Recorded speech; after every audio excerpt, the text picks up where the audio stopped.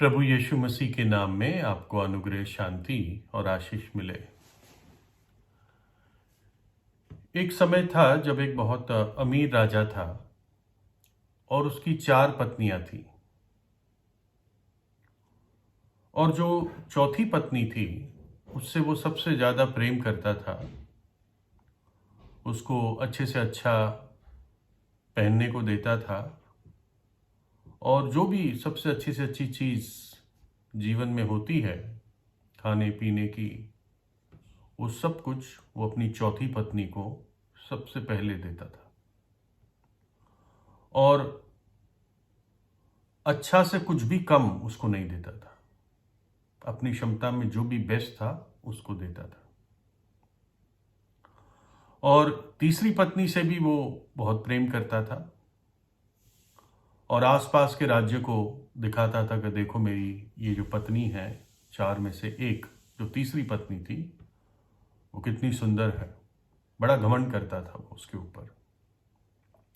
लेकिन मन ही मन में उसको डर रहता था कि किसी दिन ये छोड़कर किसी और के लिए चली जाएगी, मतलब किसी और के लिए मुझे छोड़कर ये चली जाएगी। दूसरी पत्नी थी, वो उसके मित्र के समान थी और जब भी राजा मुश्किल में होता था तो राजा उसके पास जाकर वो उसको राजा को सलाह देती थी, उसको सांत्वना देती थी और कृपा दिखाती थी राजा को। उसके साथ बड़ा धीरज भी धरती थी वो। ये उसकी दूसरी पत्नी थी। और जो पहली पत्नी थी, इससे भी वो प्रेम करता था दूसरी पत्नी से। जो पहली पत्नी थी वो बहुत विश्वास योग्य थी राजा के साथ, और उसके सारा जो राज्य और धन उसको मिला था, जो राजा ने इकट्ठा किया था शुरुआत में, उसमें उसने कंधे से कंधे मिलाकर राजा का साथ दिया था। लेकिन राजा ये पहली पत्नी से प्रेम नहीं करता था, जबकि वो बहुत प्रेम करती थी उससे। लेकिन वो उसके सामने कोई दृष्टि भी नहीं करता था और उसका ध्यान भी नहीं रखता था, उसकी चिंता नहीं करता था।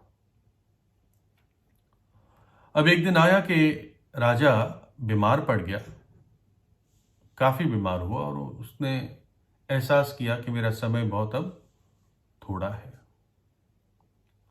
उसने सोचा कि मैंने बहुत ऐशो आराम का जीवन बिताया है और अभी तो मेरी 4 पत्नियां हैं, लेकिन जब मैं मर जाऊंगा तो मैं अकेला हो जाऊंगा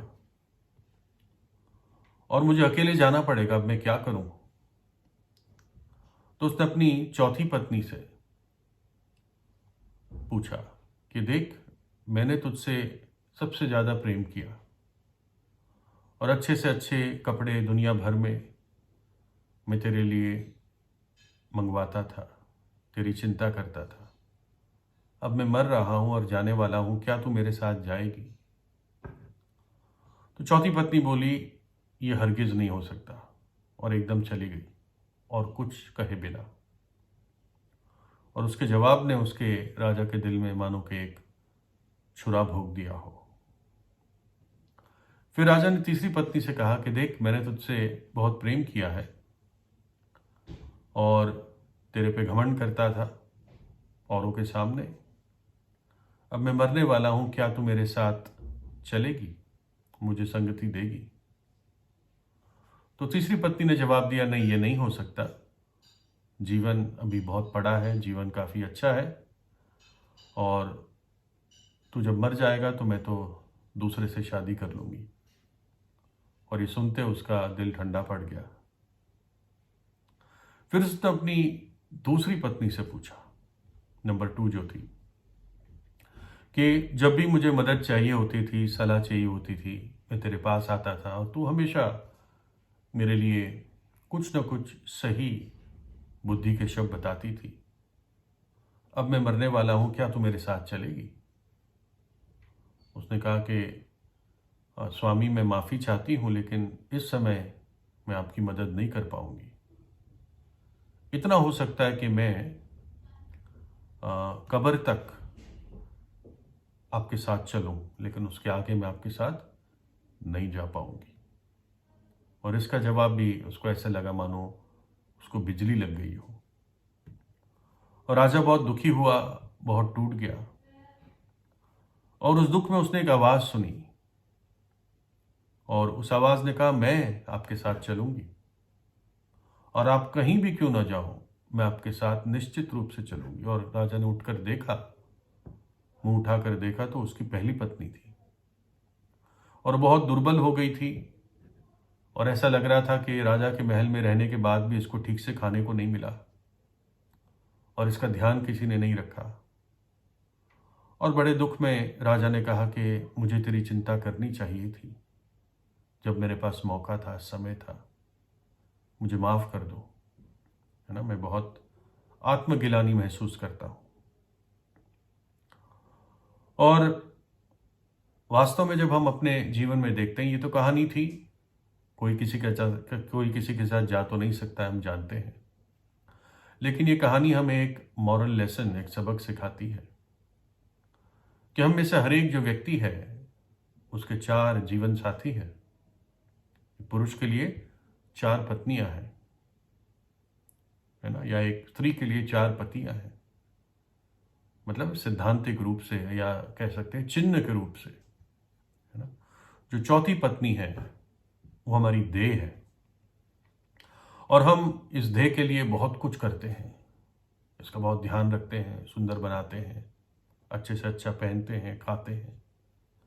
लेकिन जब व्यक्ति मर जाता है तो देह उसको छोड़ देती है ना। जैसे चौथी पत्नी ने राजा को कहा, नहीं, मैं नहीं जा सकती।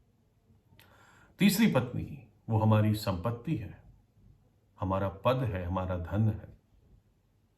और जब व्यक्ति मर जाता है तो ये किसी और को चला जाता है। तीसरी पत्नी ने कहा, तू मर जाएगा तो मैं किसी और से शादी कर लूंगी। दूसरी पत्नी हमारे परिवारजन, हमारे मित्र है, और जब हम दुखी होते हैं यही हमारे पास आते हैं, हम उनके पास जाते हैं, सलाह देते हैं। राजा बड़ा था तो इसके आसपास रहते थे इसके रिश्तेदार, है ना। लेकिन जब मर जाते हैं तो ये कब्र के आगे हमारे साथ नहीं जा सकते। शमशान के आगे आपका कोई भी परिवारजन आपके साथ नहीं जा पाएगा। वैसे ही दूसरी पत्नी ने कहा था कि मैं कब्र तक तो आपके साथ जा पाऊंगी। लेकिन जो पहली पत्नी है वो हमारी आत्मा है, और उस आत्मा को हम धन के चक्कर में, सामर्थ्य के चक्कर में, पद के चक्कर में, संसार के सुख विलास के चक्कर में, संसार के कई क्षण भर के सुखमय पापों के कारण हम हमारी आत्मा को निग्लेक्ट करते हैं, उसको नजरअंदाज करते हैं। ये भूल जाते हैं कि आत्मा ही है जो अनंत काल तक रहेगी, और यही जाएगी हमारे साथ मृत्यु के बाद। इसलिए अभी उस आत्मा की चिंता करनी है। राजा पछताया कि मुझे तेरा ध्यान रखना चाहिए था, मुझे तेरी सुधि लेनी चाहिए थी। तो अब समय है कि आप इसकी सुधि लें, अपनी आत्मा की सुधि लें। यही परमेश्वर के सिंहासन के सामने जवाब देगी आपकी आत्मा। और शब्दों में कहे तो आत्मा ही सदा के लिए जीवित रहती है मनुष्य की। उसकी देह, उसका धन, संपत्ति, पद, परिवारजन, उसको सब कुछ छोड़ना पड़ता है। लेकिन आत्मा नहीं मरती, क्योंकि वो परमेश्वर की सांस के द्वारा उसकी सृष्टि हुई। और एक सवाल आता है, आत्मा कहां जाएगी, है ना। आप कहां जाएंगे मरने के बाद?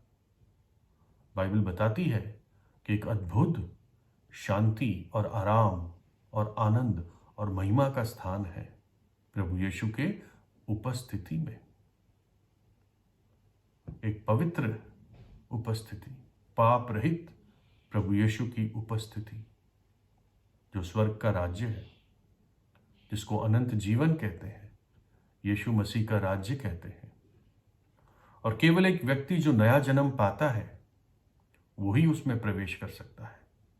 और नया जन्म व्यक्ति अपनी आत्मा में पाता है। परमेश्वर के आत्मा के द्वारा। एक व्यक्ति जब सच्चे हृदय से अपने पापों से पश्चाताप कर लेता है और प्रभु यीशु मसीह पर विश्वास करता है कि यीशु मसीह ने मेरे पापों के लिए, मेरे गुनाहों के लिए अपनी जान क्रूस पर दे दी और अपना पवित्र लहू मेरे पापों की क्षमा के लिए बहा दिया और तीसरे दिन जी उठा, और जब वो व्यक्ति, वो पापी प्रभु यीशु को अपने हृदय में बुलाता है, प्रभु आज से तू मेरा प्रभु और उद्धार करता है, ऐसे व्यक्ति का नया जन्म होता है। विश्वास करने से उसका नया जन्म होता है। यीशु का लहू हमें सब पापों से शुद्ध कर देता है, पाप की सामर्थ से, पाप की सजा से और पापों के दंड से हमें छुड़ाता है। और ये उसने सब कुछ अपने ऊपर उठाकर हमारे लिए प्रयोजन किया, अपने ऊपर सारा दुख उठा लिया, तीसरे दिन जी उठा और आज जीवित है और अपनी आत्मा को आज परमेश्वर के साथ ठीक ठाक कर ले, मेल मिलाप कर ले। प्रभु यीशु ने कहा एक बहुत धार्मिक व्यक्ति को, मैं तुझसे सच सच कहता हूं, यदि तू नए सिरे से ना जन्मे तो परमेश्वर का राज्य देख भी नहीं सकता। और ये नया जन्म आत्मा से होता है, जल से होता है, यानी शुद्ध होने से होता है। तो इसलिए अपना संबंध परमेश्वर के साथ ठीक ठाक कर लो, अपनी आत्मा की सुरक्षा अनंत काल के लिए अभी इंश्योर कर लो, अभी इसका बीमा कर लो। प्रभु यीशु से प्रार्थना कीजिए, प्रभु यीशु आपको आशीष दे।